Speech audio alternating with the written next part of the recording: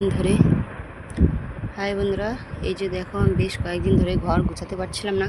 পুরো ঘরটা এলোমেলো হয়েছিল, আগোছালো হয়েছিল।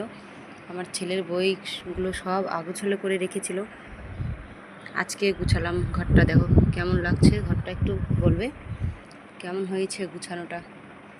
বেশ কিছুদিন থেকে গুছাতে পারছিলাম না।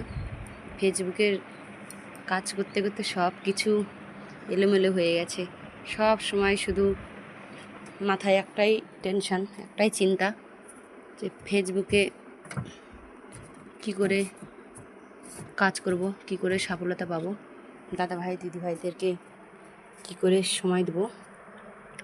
রাতের ঘুম হারিয়ে গেছে। তোমাদের সঙ্গে শেয়ার করতে করতে আমার পুরো ঘরটা গুছানো হয়ে গেল।